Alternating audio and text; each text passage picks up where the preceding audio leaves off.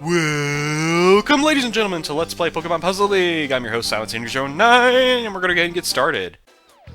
Story time! Story time! Yay! Hi, Professor Oak. Hello, Ash. I have an important message for you. They are starting an official Puzzle League tournament, and you are selected as one of the challengers. Sweet. I'll go sign up.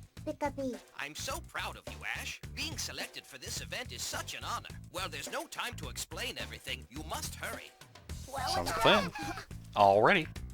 Wait! Don't forget to come and see me in my office at Puzzle League Village! yeah. Did you hear me, Ash? themselves in this new little type of antics. Pokemon battle. Ash and Pikachu race to Pokemon Puzzle League Village. There it is, Pikachu. Are you ready for another new challenge? Pikachu! Oh, man, that narrator. Oh, man, it gets me all warm and fuzzy inside. I just love the narrator voice. Anyway, sorry.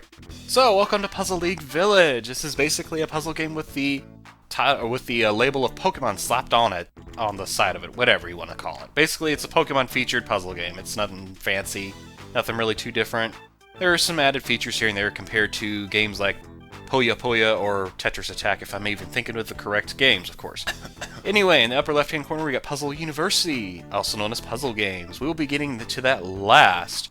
For those of you who know me, I have already done Puzzle University, but I'm probably going to go ahead and do it again, just redo it, just because I have better editing quality going on here, and I feel like I didn't really do it justice, so...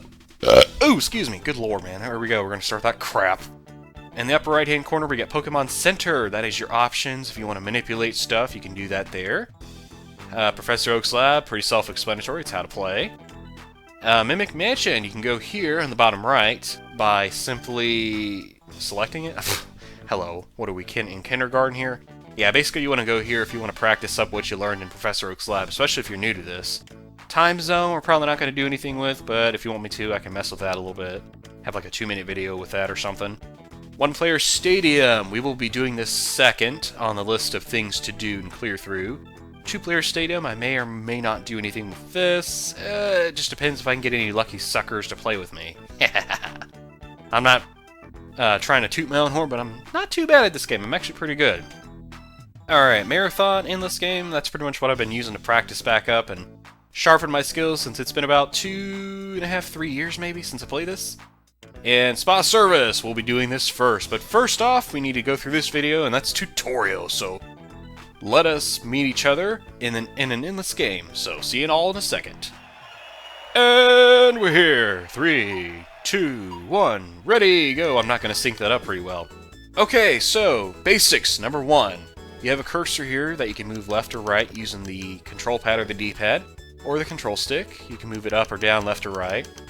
You can press A or B to flick these blocks around. You can move them around any way you like. You can drop them down just like I did earlier. There's only one to play with, unfortunately.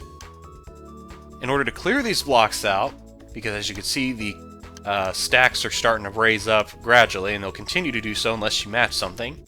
In order to clear blocks out, you need to match 3 in a row, either vertically, or, if I can find a match here, I should be able to. Yeah, there you go, without getting all fancy on y'all. Hang on. Yeah, that'll work. No, don't you dare. Sorry, I'm trying to space this out. Yeah, horizontally or vertically, basically, are 2 ways you can match. You can, as I said, drop blocks from the top of the stack, yada yada yada. Pretty self-explanatory. Press L or R to to raise the stack up. Caution!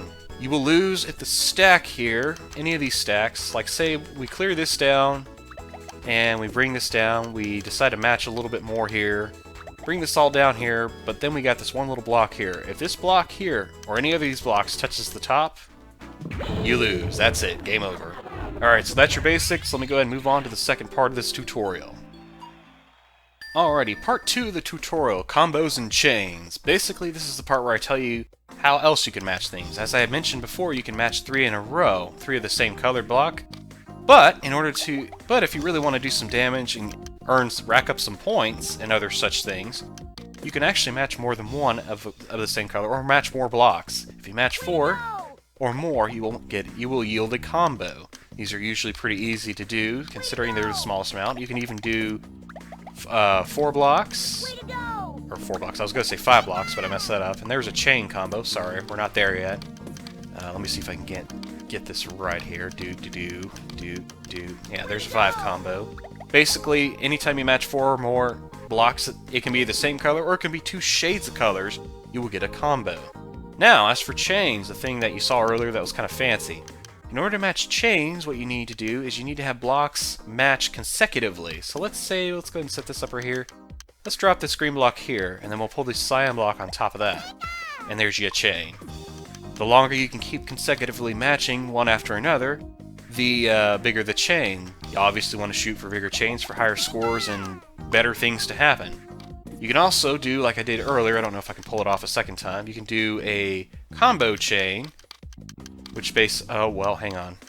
Well, anyway, let's go ahead and match a combo here with two different shades of colors. You can do this, and this will count as a combo as well. But yeah, combos of chains, those are a good thing. Those are things that's a good thing that you... That's a good thing. Come on, dude. It's a thing that you get better as you practice at it. But yeah, that's combos and chains. Alright, so I'll meet you at part 3 of the tutorial. Part 3! Alright, allow me to explain the difference between 2D and 3D, two-dimensional or three-dimensional. 2D is the one we've been playing, so let's go ahead and go that real quick. And I'll just show you that real quick here so you can see what the difference is. I didn't explain anything on the menu, I know, but don't worry about it, it's nothing really too important. 2D, you have exactly 6 columns to worry about. I've already explained that you need to keep all 6 of these columns. Can't speak right today, apparently. You need to keep them from touching the top. As I said, you can do that by matching, yada yada yada. Maintenance, easy peasy lemon squeezy. I'm just getting bored here, so we're gonna go ahead and wrap this up. Let me go ahead and meet y'all back on the main menu screen here. Alright, so 3-dimensional. Let's go ahead and show you what that looks like real quick, because you're going to be running into a few occasions where 3D is pertinent. In 3D, you have, instead of 6 columns, you have 18 columns to worry about. You have a lot more freedom to move around, move left or right, doesn't matter, it's a giant cylinder. But, something you probably want to keep note of, if, for whatever reason, like before, if you let any of these columns touch the top, even if it's all the way in the freaking back here, let me see here, let me get this one right here. Like, let's say we move this to the back like that, okay. If that touches the top, assuming we can stop getting interrupted by matches, come on now. If that even touches the top, even if it's in the back, you lose. So as you might imagine, 3D is a lot more fun because you have a lot more playroom to mess around, a lot more area to clear stuff and make combos and chains. Consequently, you also have a lot more maintenance to keep up and after so you don't lose the match or lose whatever game you're playing. Alright, so that was tutorial. Thank you all for watching. Love you all bunches. Please don't let your channel up. And in the next episode, we're actually going to get to it. Oh yeah, we're going to play some Pokemon Puzzle League. Oh yeah. Hope you're ready. Hope you're all excited. And hope you're ready to play along. So, yeah, I need to shut up here. See ya!